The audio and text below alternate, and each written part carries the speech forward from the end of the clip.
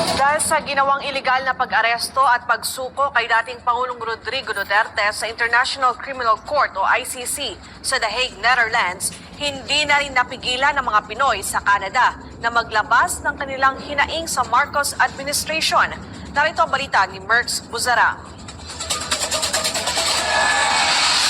Hindi mabilang sa dami ng OFWs at Filipino immigrants dito sa Toronto ang nagtipon-tipon at nagkaisa para sa panawagang Bring FPRRD Home.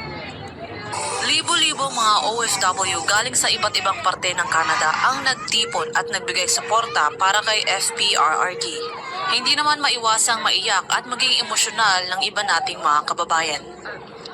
Ang masasabi ko po sa administrasyong ito, hindi po kayo fair. It's so unfair na ginawa niyo ito sa isang tao na halos ipagtanggol ang bayan natin. Halos ibigay niya ang buong buhay niya.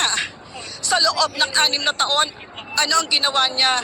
Lahat ng mabuti para sa lahat ng taong mamamayan, para sa lahat ng Pilipino.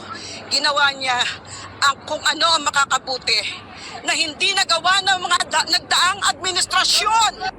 Samantala dahil umaapaw ang mga tao, napilitang ipasara ang entrance sa park at maraming mga kababayan natin ang natikitan sa parking lot, pero ika sa karamihan sa kanila ay ito ay ayos lamang hanggat makapagsuporta sila sa dating Pangulo. Illegal ang ginawa nila at hindi maganda ang pagtrato, hindi binigyan ng due process.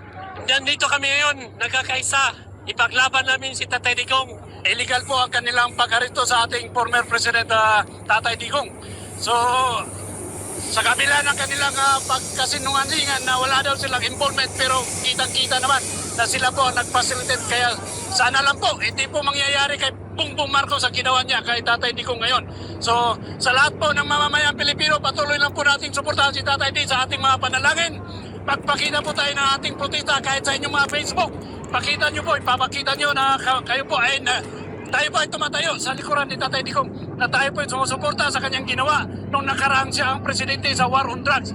Kasi po nakita po natin ang magandang resulta nito. Naging tahimik at ligtas po ang ating mga kababayan. Alam nyo, ilang araw akong hindi kompleto ang tulog sa kaisip dahil lang binoto natin yan eh.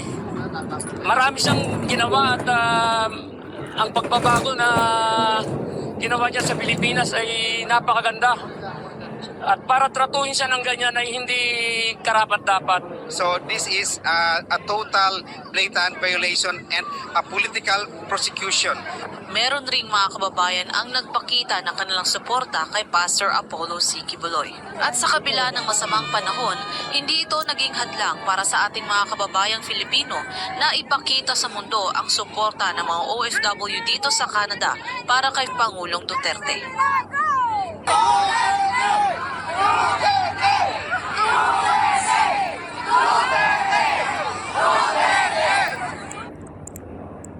Para sa Diyos at sa Pilipinas kong mahal, mula dito sa Canada, ako si